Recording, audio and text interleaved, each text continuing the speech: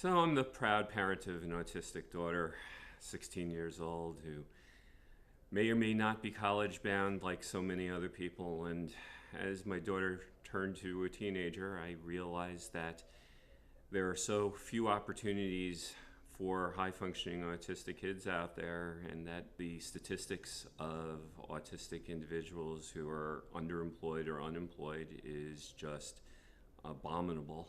And looking at my daughter and the other autistic children, I realized that a new vehicle had to be created to give them a pathway to adulthood and adult independence.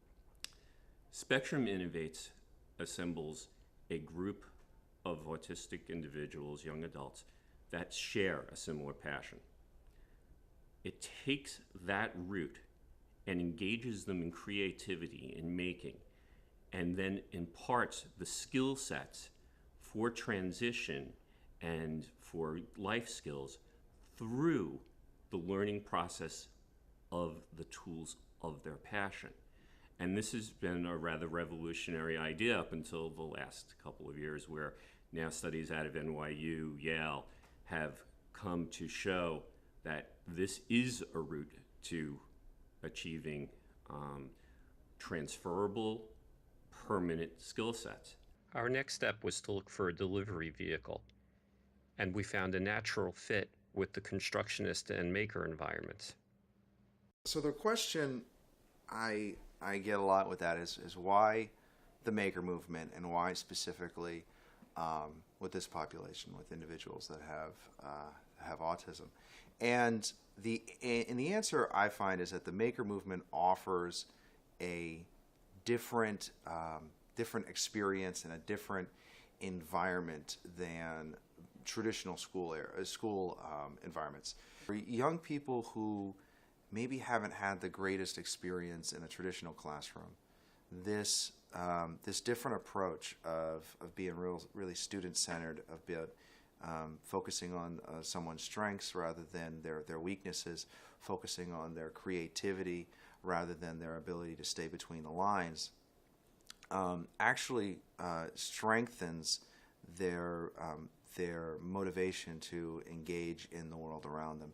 And it gives them a role, it gives us all a role when we're in a maker field, because when you're in the maker space, the question isn't, hey, are you good at this? The question is, what do you love to do? And what do you want to bring into the table? What are you working on? What are you interested in?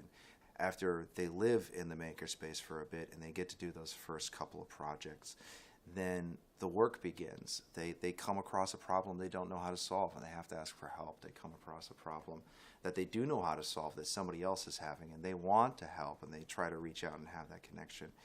And I found I find moments of beauty in the makerspace that I don't find in my other classrooms that I get to teach in. There's a lot of beauty in teaching, but what happens in the makerspace is special and unique.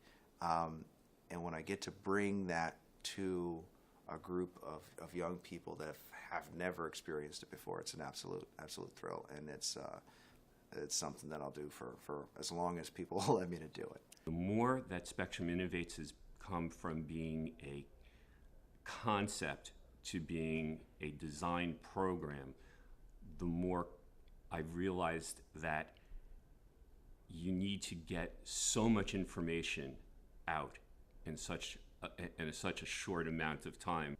And so trying to deal with getting the information out to people about what autism was, and that it can have support mechanisms and be made better for the individual, was hard to get through to people when you were trying to let them know what they could do to help. Well, what can I do? You know, you've got that you have autism, it's a death sentence. No, it's not. It's certainly a challenge. It's certainly a challenge for the parents. It's certainly a challenge for the families. But it is something that, with support from families, from support from community, these kids can have active, productive lives. And so much now in the last 5 years has been happening in the community to show what these kids are capable of. We're taking it to the next level with what we're doing now.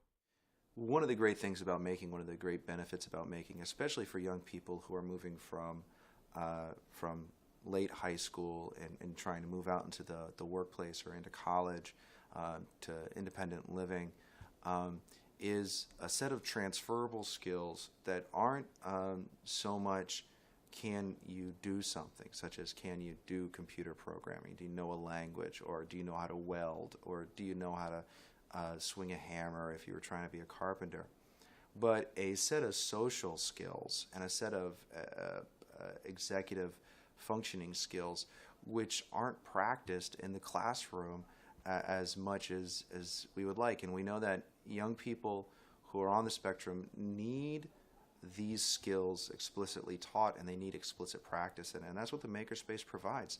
They engage in a relationship with the teacher, with the classroom around them, and they learn the social give and take. They learn to have a certain role in the room and to follow that role, and they know how to grow into new roles when they need to.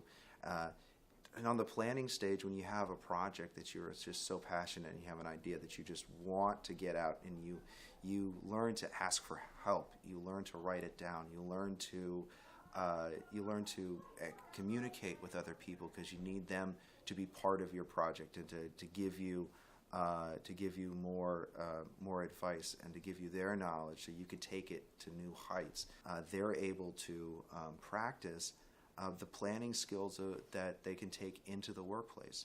I like to say that it's your technical skills, whether you could do a type of computer language, or whether you know how to weld. That's what gets your foot in the door. But it's your social skills that keep the door open once you get into the workplace. These kids have futures. It's a matter of making sure that the door isn't closed on them by ignorance.